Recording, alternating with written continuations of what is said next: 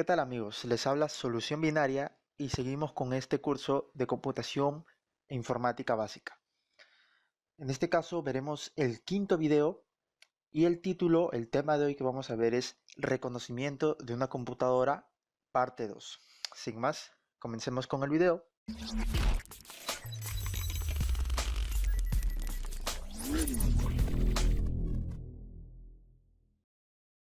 Bien, en este tema de reconocimiento interno del case, veremos las siguientes partes físicas que se encuentran en el case, o sea, las partes hardware, partes que se pueden tocar, tangibles. Te invito a ver mi serie de videos que estoy sacando en este curso de computación e informática básica.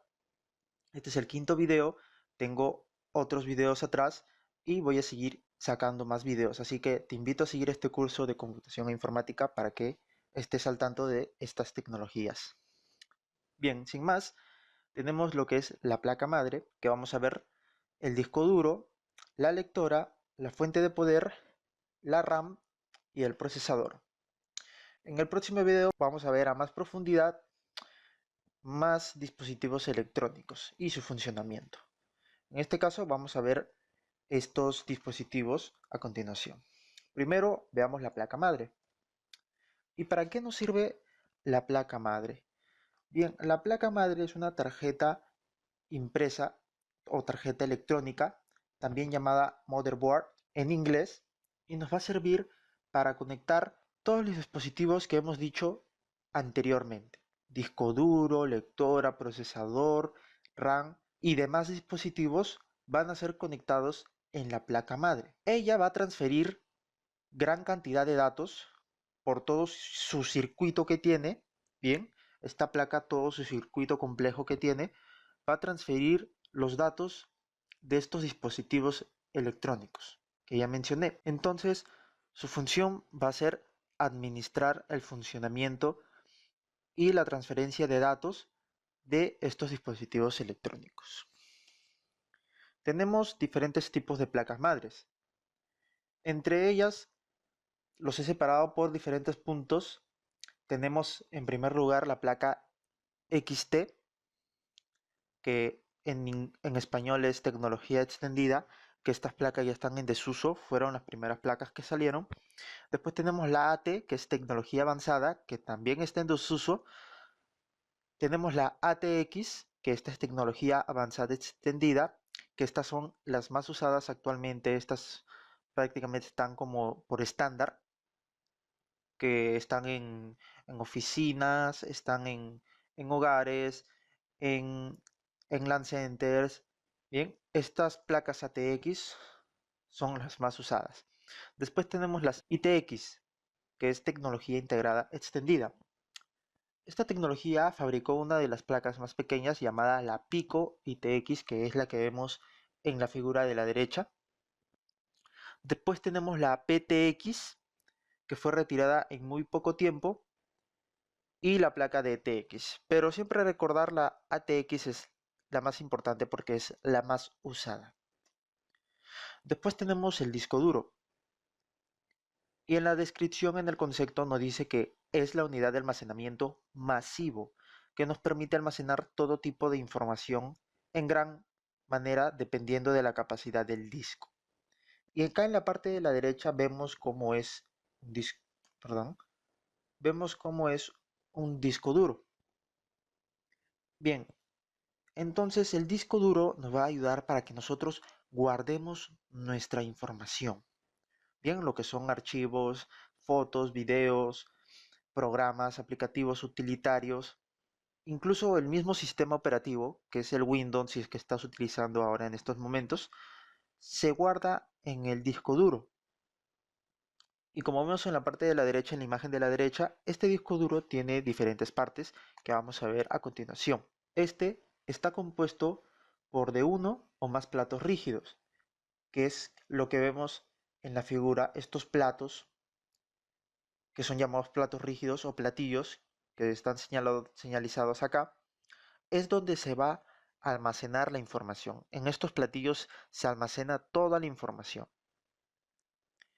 Estos están unidos por un mismo eje, que gira a gran velocidad. Este eje es el que está señalizado acá, que está en el centro de los platillos. Bien, después tenemos que el cabezal es el que va a guardar y leer información. Bien, el cabezal, que es esta parte de acá, la punta, es el que va en los platillos, en los platos rígidos, a guardar la información o también rescatar la información para que nosotros podamos verla. Imagínense entonces que esto, como el disco duro, los platillos y el cabezal funcionan como esas máquinas de música antigua que tenían, si no mal recuerdo, se llamaban vinilos, esos discos grandes, y había un cabezal que empezaba a tocarlos. Bien, entonces estos trabajan casi de la misma manera, solo que el cabezal no toca directamente el platillo, porque si lo tocase arruinaría lo que es el plato, el disco rígido, arruinaría la información. Este cabezal está rozando el platillo, guarda la información de una forma magnética y lee la información de la misma manera. Este disco duro nos ayuda a guardar la información de forma segura y permanente. Ya vamos a ver lo que es una diferencia de esto con lo que es la RAM, que no lo guarda de forma segura y permanente. Ya lo vamos a ver dentro de un momento, pero este disco duro, entender bien que guarda nuestra información de forma segura y permanente. Pongo permanente acá entre comillas porque si nosotros quisiéramos, o sea, si el usuario normal, el usuario final, nosotros quisiéramos eliminar dicho programa, dicho trabajo, documento, lo podríamos hacer, pero ya depende de voluntad de cada uno. Por eso pongo permanente entre comillas. ¿Qué más tenemos? En el disco duro, en la parte del disco duro, tenemos el brazo del cabezal, que es el que ayuda a desplazar el cabezal. Tenemos el chasis, que es el cuerpo, bien, el cuerpo externo de lo que es el disco duro. Tenemos el bus. Este es un conector por el cual va a pasar los datos, van a pasar la información. Y tenemos la alimentación, que es el que sirve para dar electricidad, energía a lo que es el disco duro y pueda funcionar. Después tenemos la lectora.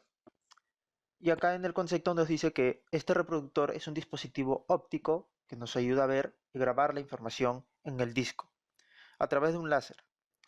Este lector tiene varios elementos que hacen posible su trabajo, y estos son el cabezal, que es parecido a lo que es el disco duro, su parecido la función, el motor, también parecido al disco duro que tiene un motor para que pueda funcionar, para que pueda girar, y el DAC, que es el encargado de transformar la señal digital en analógica.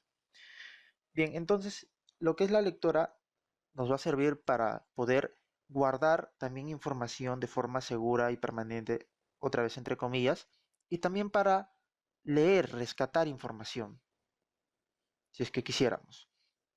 La diferencia del disco duro es que eh, donde se guardan la información son en discos, bien pueden ser en CD o DVDs, pero estos CDs o DVDs tienen una capacidad de almacenamiento mucho menor a lo que tiene un disco duro. Un disco duro puede tener bastantes gigas, pero lo que es un CD solamente tiene casi 800 megabytes o 700 megabytes, y un DVD tiene casi 4 gigabytes. En cambio, un disco duro puede tener más capacidad de almacenamiento, 50, 80, 250, 500 gigabytes y más y más y más. Las partes externas que conforman esta lectora, una lectora generalmente suelen ser una luz LED que nos indica que la lectora está funcionando, que puede ser de color verde, de color azul, entre más. Un botón para poder abrir la ranura, la bahía por donde va a entrar el CD o DVD. Tenemos también, que ya lo mencioné, la ranura por donde entra el DVD y CD, y un pequeño orificio que, si lo pueden reconocer acá, un pequeño orificio que nos ayuda en caso de emergencia. Si se ha trabado lo que es la ranura de la lectora, podemos meter una pequeña aguja, y haciendo un poco de presión de empuje podemos abrir lo que es la ranura de la lectora, bien, con un poco de presión y de fuerza empujando dentro de ese pequeño hueco. Eso es por si se nos quedó, digamos, un CD o un DVD, digamos, importante dentro de la lectora y el botón, porque de vez en cuando estos botones que tiene la lectora se malogran, o la misma lectora por dentro está cochina y no se puede abrir lo que es la ranura. Entonces, para esto nos sirve este pequeño botón, para poder abrir la ranura de la lectora en caso de emergencias. Después tenemos la fuente de poder, que acá en el concepto nos dice que este es un sistema que otorga la electricidad imprescindible para alimentar equipos como ordenadores o computadoras, generalmente en las PCs de escritorio. La ya citada fuente de poder se localiza en la parte posterior del gabinete. Si ya has visto los anteriores videos, entonces ya sabes que es un gabinete o un case. Si no los has visto, te invito a ver los videos para que puedas entender mejor. Bien, entonces nos dice que esta fuente de poder es imprescindible para que nuestra PC pueda funcionar, tenga una alimentación eléctrica. Esta fuente de poder dice que se encuentra en la parte posterior, bueno, mayormente se encuentra en la parte posterior del gabinete, en la parte posterior arriba del gabinete y está acompañada de un ventilador, esta fuente de poder, para que no se sobrecaliente. Acá en la derecha podemos ver la fuente de poder misma. Tenemos los cables que van a ser conectados en los dispositivos electrónicos que están dentro del case. Menciono, por ejemplo, placa madre, disco duro, lectora, incluso también pueden haber tarjetas gráficas que necesiten alimentación extra, entonces para esto nos va a servir lo que es la fuente de poder. Tenemos acá algunas partes de la fuente de poder, las partes de afuera, del exterior. Tenemos un conector de 3 puntas que nos va a servir para poder alimentar a lo que es la fuente de poder. Bien, entonces podemos tener un cable, un enchufe, podemos conectarlo directo al tomacorriente, a la pared y conectar el otro extremo acá en la fuente de poder. Ojo que tiene que ser 3 puntas, uno es tierra, entonces lo conectamos a la fuente de poder y ya va a tener alimentación esta fuente de poder.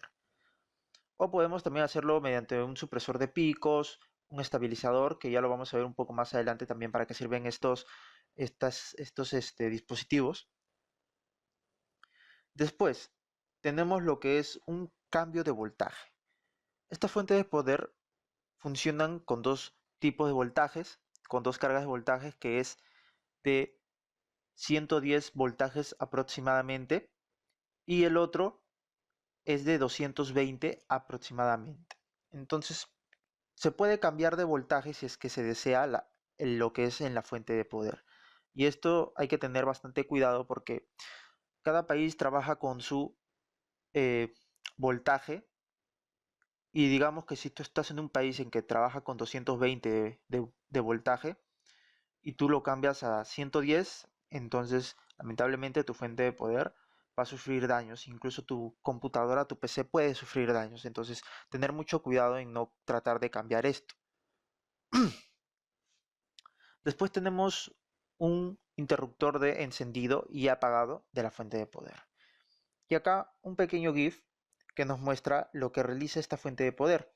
Bien, tenemos la corriente alterna, que es la corriente que está en el toma corriente en la parte externa. Y esta corriente, si se fijan bien, viene con oscilaciones, con diferentes eh, medidas de voltaje. Entonces esto es peligroso para la misma computadora. Entonces lo que hace la fuente de poder es que esta corriente alterna, que viene en diferentes, que viene en oscilaciones, la transforma en corriente directa, que es una corriente que va en una sola dirección. Y este ya es, como acá dice, que es para la PC. Uno es del enchufe, viene la fuente, transforma la corriente alterna en corriente directa para la PC, como muestra esta flecha acá, de derecha a izquierda. Tenemos la fuente de poder con su ventilador, su interruptor, su conexión eléctrica, bien, y algunas fuentes vienen con cambio de voltaje. Hay algunas que no vienen y otras que sí. Pasemos. Después tenemos la RAM, o también llamada memoria RAM. Esta es una memoria electrónica encargada de recibir información para almacenarla, ojo acá, temporalmente. No es como el disco duro que lo almacena de forma segura y permanente, entre comillas, sino que lo graba de forma temporal, mientras ejecuta diversas tareas que utilizarán dicha información. Entonces digamos que nosotros estamos en nuestra computadora. ¿Y para qué nos puede servir esta memoria RAM? Bien, digamos que estamos trabajando con un documento o un programa, nosotros introducimos datos o este programa necesita guardar información de forma temporal para que sea ejecutado, o sea, esté abierto, ahí mismo nosotros lo podamos utilizar. Y esta información, ¿dónde se va a guardar que está utilizando este programa? Esta información no se va a guardar en el disco duro, ya que si se guarda en el disco duro, entonces cada vez que ejecutemos este programa, el disco duro se llenaría de información a cada momento, ya que el disco duro guarda la información de forma segura y permanente. Entonces, cada vez que yo ejecute un programa, si se guardaría en el disco duro, se llenaría muy rápido su capacidad de almacenamiento. Entonces, para dar una solución, dieron paso a la memoria RAM, que sirve para que se guarde la información dentro de estas tarjetas pequeñas, se guarde esa información y cuando nosotros ya no estemos utilizando ese programa, ejemplo, cuando apaguemos la computadora, se borra esa información que estaba utilizando el programa.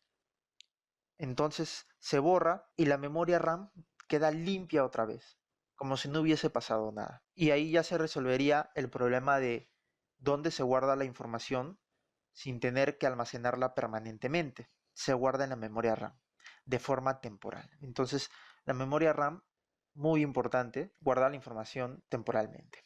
Mayormente al no recibir carga eléctrica, o sea, apagar la computadora, se pierde la información almacenada en la RAM, como yo les mencionaba. Bien, entonces, esta memoria RAM hay diferentes tipos y diferentes capacidades de almacenamiento. Claro que son un poco menores que los de los discos duros. Tenemos las más conocidas que son las memorias DDR o DDR1 llamadas también, que su capacidad de almacenamiento son de 128 megabytes, 256, 512 y hasta de 1 giga. Estas ya están prácticamente casi en desuso. Después tenemos las DDR2, con su capacidad de almacenamiento de 256 megabytes, 512, 1 giga, 2 giga y hasta 4 gigabytes. Después tenemos las memorias DDR3, con capacidades de 1 gigabyte, 2 gigas, 4 gigas, 8 gigas y hasta 32 gigas. Y tenemos las DDR4, que bueno, ya superan también en un poco más de almacenamiento lo que son las DDR3, lo superan un poco más. Recordar el funcionamiento que tienen lo que es la memoria RAM. Pasemos a la siguiente. Tenemos el procesador y que nos dice acá que en el aspecto físico no es más que una pequeña pastilla así llamada de silicio, la cual está recubierta de lo que llamamos encapsulado, como si fuera su pequeño chasis. Este se inserta en la placa base, ya vimos lo que era la placa, bien, sobre un conector que se denomina socket, que esto ya lo vamos a ver en el próximo video, para qué sirve este conector a más profundidad. Aunque esto no siempre es así, es decir, no siempre se va a conectar en un socket. En una laptop o portátil, lo normal es que se suelde directamente. Entonces, en las PC, en las computadoras que nosotros tenemos ahí en gabinetes, ahí sí se utilizan lo que son los sockets, los microprocesadores o procesadores llamados también, son conectados a un socket y nosotros podemos liberar estos procesadores, podemos sacarlos si nosotros quisiéramos de forma muy sencilla. Pero en una laptop, en una portátil, no es así. Un socket mayormente suele ir soldado. Bien, Entonces, esa es la diferencia que hay. Existen tres modelos de encapsulado, que es el PGA, que es el que vemos acá, y el PGA, su característica es que tenían como unas pequeñas agujas llamadas pin, que servían para poder conectar de forma segura el procesador al socket. Para eso servían estos pines. Bien, entonces de esta forma se podía conectar el procesador al socket. Bien, después sigue el VGA, que este es el que es utilizado en lo que son las laptops o portátiles. Y a diferencia del PGA, no tiene unas pequeñas agujas o pines, sino este tiene unas pequeñas bolitas de estaño que van a servir para soldar directamente a la placa de una laptop o portátil. Bien, después tenemos el LGA, que a diferencia del PGA no tiene estos pines en forma de aguja y a diferencia del VGA no tiene bolitas de estaño, sino que es una superficie plana. Este procesador es ayudado con una palanca a conectarse de forma segura a la placa. Y esto ya lo vamos a ver también para qué sirve esto del socket y la palanca que están en la placa madre en el próximo video. Así que no se preocupen que eso ya lo vamos a ver también a más profundidad. ¿Y de qué se encarga el procesador o microprocesador? También llamado CPU, que erróneamente le dicen CPU a todo lo que es el conjunto, ¿no? O todo lo que es el monitor, el teclado, el case. Mayormente le suelen decir CPU, pero en verdad es el PU, es el procesador. ¿Y para qué sirve? Su mismo nombre nos dice que sirve para procesar. Procesa la información, los datos que llegan del exterior, o sea, de nosotros, digamos que tecleamos, que introducimos un disco, un USB, estamos introduciendo información, movemos el mouse, es información para la computadora. Entonces, esto lo procesa el microprocesador o procesador. Y, y después nos muestra esa información procesada en lo que son periféricos de salida, como por ejemplo el monitor, la impresora, parlantes, entre más. Los componentes del procesador son los siguientes, es decir, sus partes. Tenemos los núcleos, que estos se van a encargar de procesar la información. Después tenemos el caché o memoria caché, que es una pequeña cantidad de almacenamiento donde va a ir alojado información para que el procesador pueda trabajar de forma mucho más rápida. Tenemos el controlador de memoria, que este acelera el acceso a la RAM, ya que como el procesador y la RAM, que ya lo vamos a ver en un gráfico en el próximo video, estos están un poco alejados, entonces el procesador tiene un controlador de memoria para que pueda acceder de una forma más rápida a la memoria RAM. Y de vez en cuando estos procesadores también vienen con una tarjeta gráfica, que esto es opcional. Y eso es todo, amigos. Aquí acaba este quinto video de reconocimiento de una computadora, parte 2. Si te ha gustado el video, te invito a que le des like, te suscribas para que puedas ver la serie de videos de este curso y puedas ver más cursos que voy a sacar próximamente. Te invito a que me sigas en mis redes sociales, que te las dejo en la descripción de este video. Y sin más, yo me despido. Les ha hablado Solución Binaria y hasta la próxima.